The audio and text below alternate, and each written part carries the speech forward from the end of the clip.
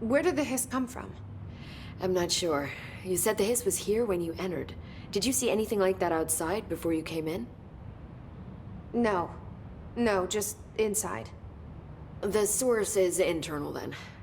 See, the oldest house is a sprawling complex with openings to other places as well. I don't even know where to start looking.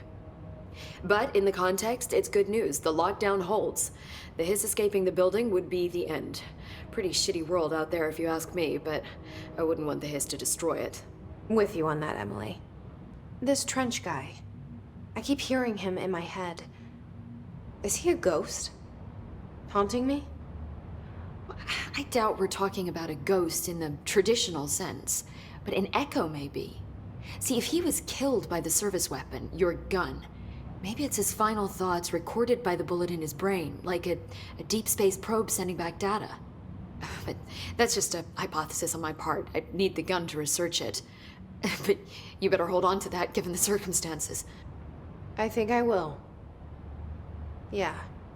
So HRA stop you from becoming Hiss? Well, it seems that way. I mean, I hadn't even heard of an HRA until a few weeks ago when Dr. Darling started handing them out. Well, I began analyzing mine as soon as I got it. I mean, each one seems to emit a powerful short-range frequency way beyond anything I've ever seen. Doesn't the timing seem suspicious? I thought that too. Dr. Darling usually likes to unveil his latest breakthrough in big presentations. With these, he just passed them out. Yeah, his behavior makes me wonder what exactly he knew. Can you tell me what an object of power is exactly? This is all, well, new to me. Don't worry, I love going over the basics. So objects of power are mundane objects that house paranatural energies and have developed a link to the astral plane and can thus be controlled, which is what differentiates them from altered items, which are still housings of paranatural forces, but are more volatile and cannot be bound in the peri-utilitarian sense. Got it? Did she memorize this? Got it. Thanks. You mentioned the oldest house. What is it? This building, the Bureau headquarters, the oldest house, is a shifting place. You've seen it. It transcends its physical limits. I've been to New York a few times. How didn't I notice this place? It's an attribute of the building. This is a place of power. The oldest house doesn't like attention, so unless you're purposely trying to find it, you don't, which is perfect for us. The work we do here is essential, but unstable. The Bureau prefers not to be noticed. And we need strong walls to make sure nothing gets out. So without you, I never would have found the front door. Okay. Thanks, Emily. I'm sure I'll have more questions soon. Just let me know.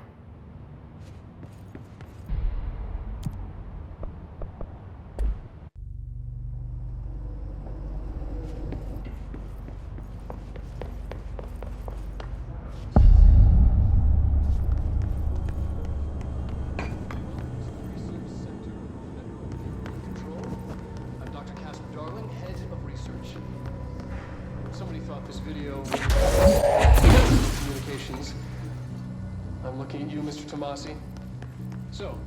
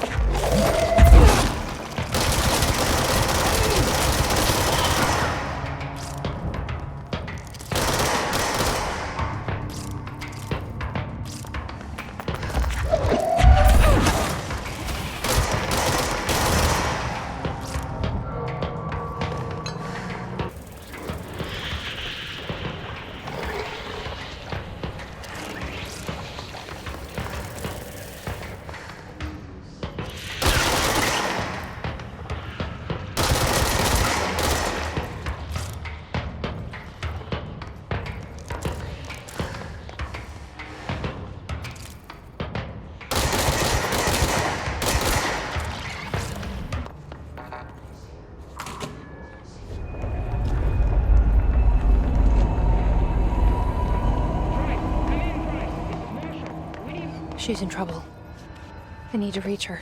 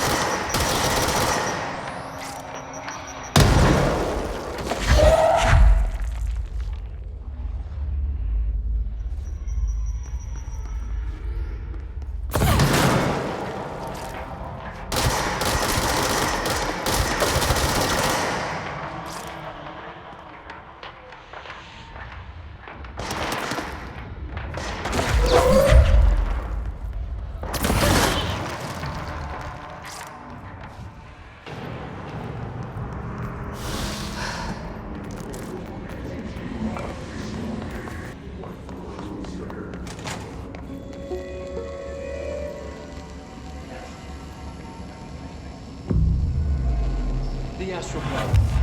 What you see is not what you always get. Regardless, this place is vitally important to the Bureau. Most information on the astral plane is classified, but we can talk in broad strokes, keeping in mind that these are staggeringly complex systems, and simplification does them.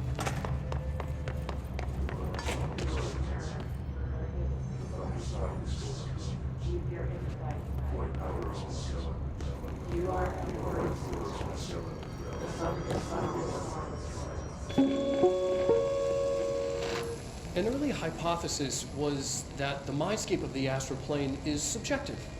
But that was fast proven wrong. It's an actual place, not a construct of the mind, even though it is with our minds that we enter and experience it. But then one could argue that that's the case with all reality. We've been able to record footage of the astral plane by monitoring the brain activity of those experiencing it. That is the only concrete material that has come out of the astral plane expeditions. Apart from one shocking exception.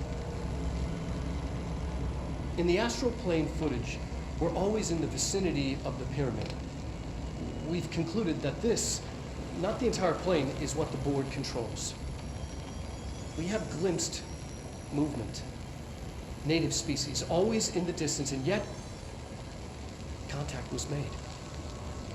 We don't have footage of this, a technical malfunction, but when one of our astronauts returned, a brain cloud, an astral fugue, had hitchhiked a ride in his head. It ruptured out, killing the subject in question. It's a relentless predator, pursuing thoughts, minds, lethal to those the entity feeds on.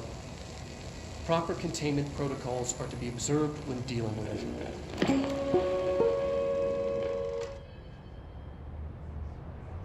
You must want me to leave. You are a world.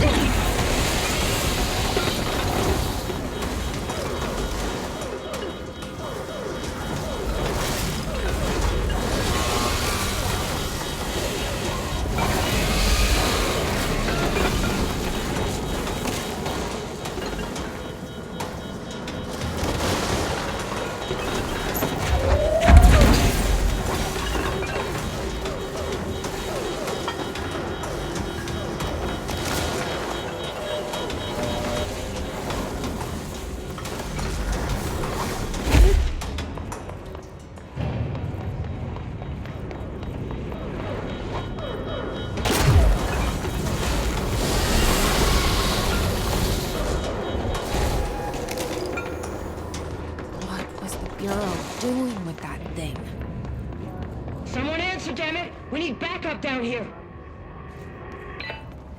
Marshall, are you still there? Shit. We're so close. We need to hurry.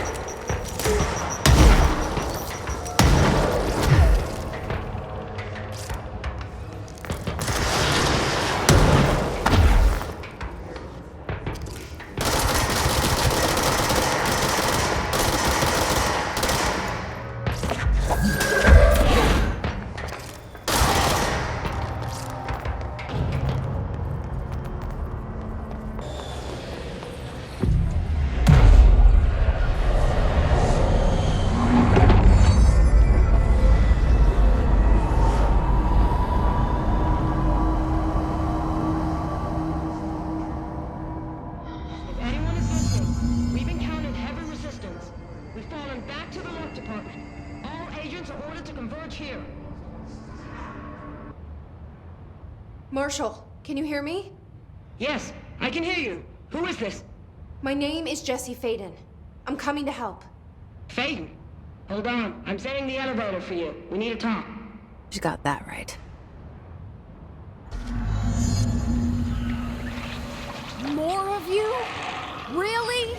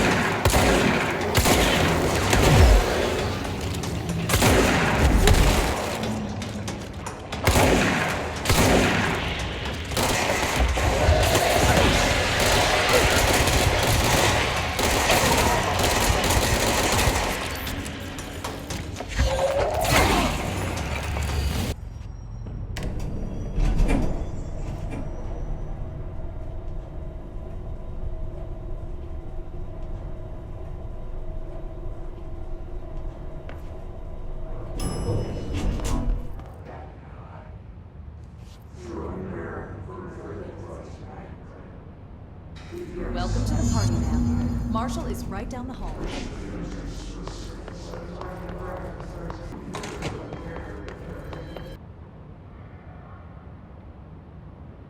Congratulations on your appointment, Director Phaeton. I'm Helen Marshall, head of Bureau Operations. Zachariah's dead then, and I assume you found his gun. Just call me Jesse. Trench told me to find you. He said you could help. And he told you this through the hotline. Makes sense. None of this phases her? Really? Here's the situation. Darling created the HRAs in a lab nearby. We need more if we're gonna survive this attack. My rangers can't secure the lab alone, not against those things. We need more firepower. At least she seems to know what's going on here. She could know about Dylan. I can clear out the hiss. I'll be your firepower. That's a good answer. Is she testing me? Darling has systems in place to protect his labs. This should help you get past them. We'll talk more after you clear out the hiss. Rangers, let her through.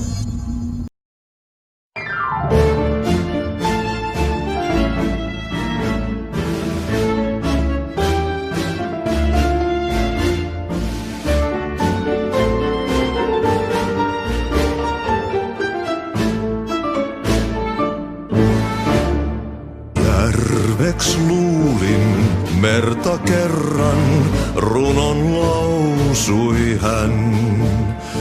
Mysteerin sen